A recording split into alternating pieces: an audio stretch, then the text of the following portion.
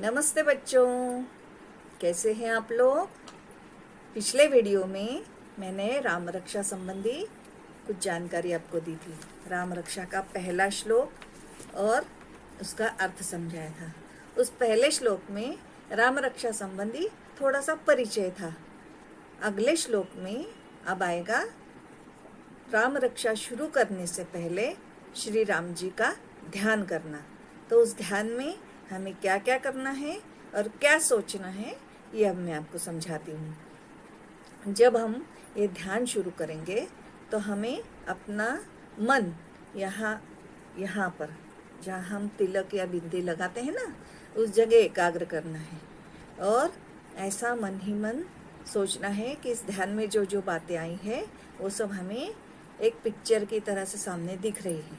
इस जगह को क्या कहा जाता है? आज्ञा चक्र।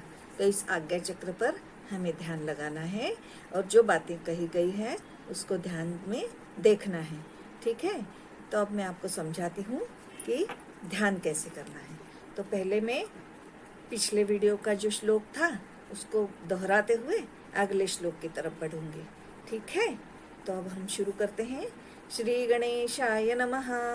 अस्य श्री राम रक्षा स्तोत्र मंत्रस्य बुधकौशिक ऋषिः श्री सीता रामचंद्रो देवता अनुष्टुपछन्दः सीता शक्ते श्रीमद्धन्मानकीलकं श्रीरामचंद्र प्रीत्यर्थे जपे विनियोगः। यहाँ तक हम पिछले वीडियो में सुन चुके थे। अब आगे मैं पहले वो श्लोक बोलती हूँ। अथ ध्यानं ध्यायेदाजानुबाहुं धृतशरधनुषं बद्धपद्मासनस्थं पीतं वासो वसानं नवकमलदल स्पर्धिनेत्रं प्रसन्नं वामाङ्कारूढसीता मुखकमलमिलल् लोचनं नीरदाभं नानालङ्कारदीप्तं दधतमुरुजटा मंडनं रामचंद्रम इति ध्यानम। अब इसमें मैंने सबसे पहले अथ ध्यानम कहा, मतलब ध्यान की शुरुआत, और आखिर में मैंने कहा इति ध्यानम, मतलब यहाँ आके ध्यान हमारा समाप्त हो जाता है और राम रक्षा का अगला चरण शुरू हो जाता है। तो अब इसमें अथ ध्यानम से आगे मैंने क्या कहा, मतलब हमें इस ध्यान में क्या क्या सोचना है, इसके बारे में मैं आपको जानकारी देती हूँ। ध्यायेद आजानुबाहु, मतलब ध्यायेत मतलब ध्यान करते हैं। आजानुबाहु, आजानुबाहु का मतलब श्री रामचंद्र जी के जो हाथ हैं, हमारे हाथ हम देखें तो जांघ के आसपास तक हम खड़े रहें और हाथ सीधे करें तो जांघ के आसपास तक जाएंगे। लेकिन कहा जाता है कि श्री रामचंद्र जी के जो हाथ थे वो ठेठ घुटनों तक थे, इतने लंबे हाथ थे उनके। और तो ऐसे श्री रामचंद्र जी के आजानुबाहु, आजानु मतलब जानू तक और जानू मतलब घुटने। ठीक है, तो आजानुबाहु थे वो। तो हम मन में सोचेंगे कि उनके इतने लंबे हाथ वाले श्री राम जी हमारे सामने हैं। फिर वो और क्या क्या कर रहे हैं? धृत शर धनुषम, मतलब उनके हाथ में शर मतलब बाण और धनुष धारण किए हुए हैं। वो अपने कंधे पर धनुष और बाण धारण किए हुए हैं। उसके बाद में वो बैठे हैं। कैसे बैठे हैं? बद्ध पद्मासनस्थम, पद्मासन नाम का एक आसन है जो आपके घर के बड़े लोग आपको बता सकते हैं, या आप नेट से भी देख सकते हैं कि पद्मासन कैसे लगाया जाता है। वो पद्मासन की मुद्रा में श्री रामचंद्र जी बैठे हुए, बद्ध हुए बैठे हैं। स्थम मतलब बैठे हुए। उसके आगे है उन्होंने पीत वस्त्र, पीतम वासो वसानम, मतलब पीले रंग के वस्त्र धारण किए हुए हैं, है ना। उसके बाद में आता है नवकमल दल स्पर्धि नेत्रम प्रसन्नम, मतलब उनके नेत्र मतलब आंखें, प्रसन्न मुद्रा वाली आंखें। और वो कैसे हैं? नए खिले हुए कमल की पंखुड़ी होती है ना, उस तरह से, उससे उसकी तुलना होती है तो उससे भी सुंदर उनके नेत्र दिखते हैं। तो ऐसे सुंदर नेत्रों वाले और प्रसन्न मुद्रा वाले श्री रामचंद्र जी हैं। फिर श्री रामचंद्र जी के साथ में उनके पास में वामांकारूढ़ सीता, वाम अंक मतलब बाईं ओर, बाईं तरफ बैठी है, आरूढ़ मतलब बैठी हुई हैं, कौन? सीता जी। और मुख कमल मिलल लोचनम नीरदाभम, मतलब उनका मुख जो है कमल से मिलता जुलता, मतलब कमल का फूल कितना सुंदर होता है, वैसे ही हमारी माता सीता भी बहुत सुंदर हैं।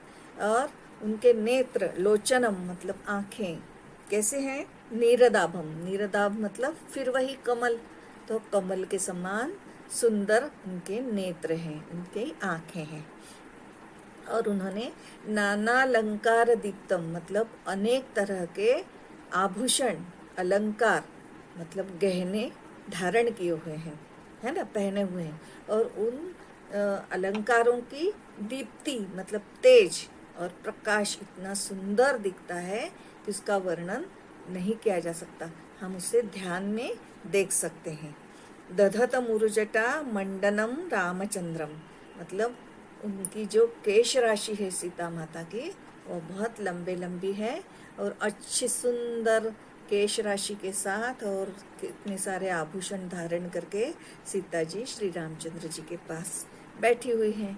तो यहाँ पर आके हमारा ध्यान समाप्त हो जाता है, इति ध्यानम, है ना। तो ये हुआ इस ध्यान का अर्थ।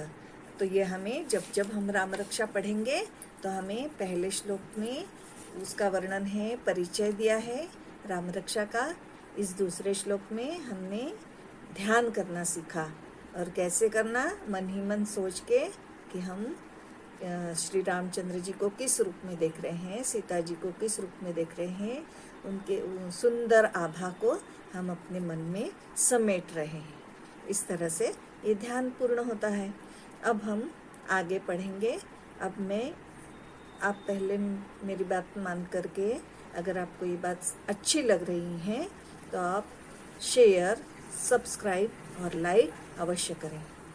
लाइक इसलिए कि आपको पसंद आई, शेयर इसलिए कि ज़्यादा से ज़्यादा लोगों तक पहुँचे, और सब्सक्राइब इसलिए कि आपको अगली बार जो मैं वीडियो भेजूंगी तो उसका नोटिफिकेशन आपको मिल जाएगा, ताकि आपको पता चल जाएगा कि मैंने कब नया वीडियो बनाया है। तो अगर आपको अच्छा लगेगा तो आपको उत्सुकता रहेगी कि अगला वीडियो कब आता है। इसलिए ये वीडियो आप लाइक, शेयर और सब्सक्राइब ज़रूर करें।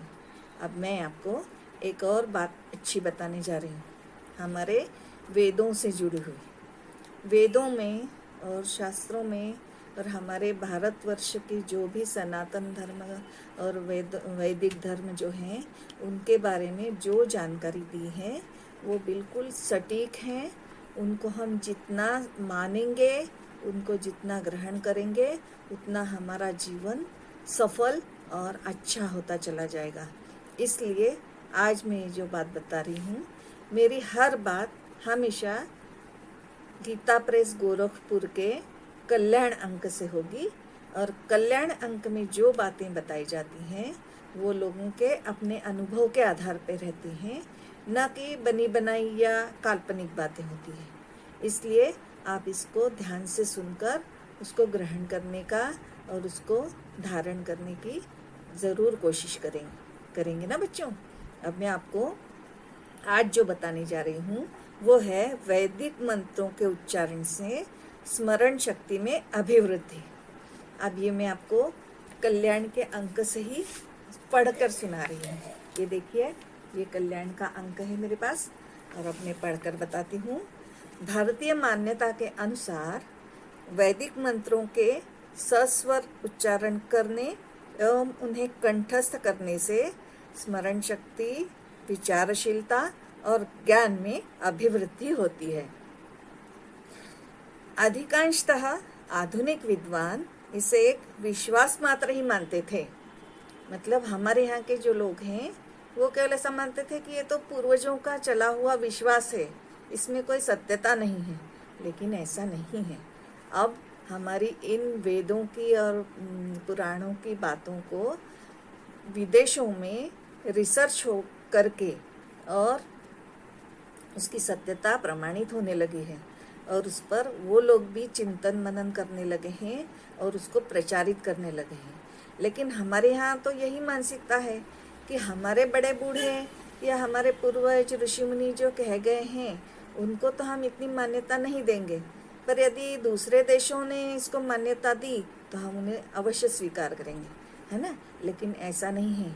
आप अभी बच्चे हैं, आप लोग अभी से इस ओर ध्यान दे के अगर हमारे देश के वेद, वेदांग, वेदांत, पुराण आदि ग्रंथों में जो बातें कही गई है उस पर सोचना शुरू करें, उस पर चिंतन करें, उसके बारे में जानकारी ग्रहण करें और उसको अपने जीवन में उतारने की कोशिश करें, तो हमारा अपना जीवन तो सफल होगा ही और हमारा देश भी बहुत उन्नति करेगा। इसलिए आप इसको ध्यान से सुनें और मन में धारण भी करें, ठीक है। तो अब मैं ये आपके सामने पढ़ के बताती हूँ।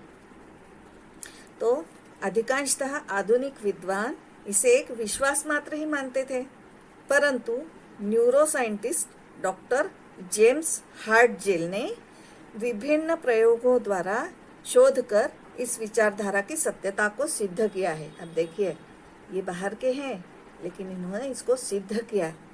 डॉक्टर हार्टजेल ने इटली की ट्रेंटो यूनिवर्सिटी के अपने मित्र तथा भारत स्थित नेशनल ब्रेन रिसर्च के विद्वानों के साथ मिलकर विशेषज्ञों की एक टीम बनाई। उन्होंने वेद पाठी विद्यार्थियों पर प्रयोग किए। अब ये वेद पाठी विद्यार्थी मतलब क्या? जो बच्चे बचपन से ही केवल वेदों के बारे में ही अध्ययन करते हैं, अपनी शालेय अभ्यास तो करते होंगे शायद, लेकिन वेदों के अभ्यास पर उनका ज़्यादा ध्यान रहता है। वेदों को सीखना, वेदों के जो श्रुतियाँ स्मृतियाँ हैं उनको सीखना और उनको अपने जीवन में उतारना, उनके अर्थ समझना, उनके सही उच्चारण के साथ बोलना, ये सब वो जहाँ सीखते हैं ना, वो वेद पाठी कहलाते हैं विद्यार्थी। और ऐसा हमारे इंदौर में मैंने भी देखा है, एक विद्याधाम नामक एक स्थान है एयरपोर्ट रोड पर, वहाँ पर भी ये वेद अध्ययन के बच्चों से कराया जाता है और बहुत अच्छा लगता है। मैं एक बार जा चुकी हूँ और देखती हूँ तो बहुत प्रसन्नता होती है वहाँ जाकर।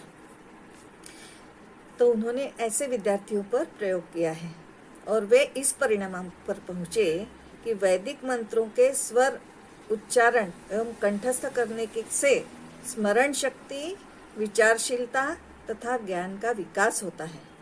उन्होंने इस शोध को संस्कृत का प्रभाव की संज्ञा दी है और इसे साइंटिफिक अमेरिकन नामक जर्नल में प्रकाशित किया है।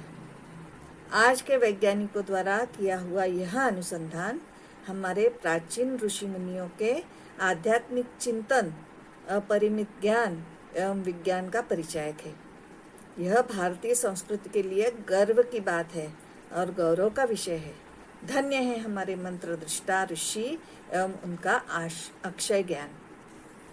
अब आप इसका आशय समझिए और जब हम राम रक्षा में आगे पढ़ेंगे ना और उसके मंत्रों का अर्थ समझेंगे ना, तो आप ये ध्यान में रखिए कि उसके हर एक शब्द आगे आएगा। अगले श्लोक में देखना आप, उसमें आएगा एक एक अक्षर, एक एक बहुत बड़ी महत्व रखता है और एक एक अक्षर का उच्चारण हमारे मानसिकता में परिवर्तन लाने में सक्षम है और हमारी मानसिकता बदलेगी और हमारे और भी जो उपाय हैं वो हम करेंगे।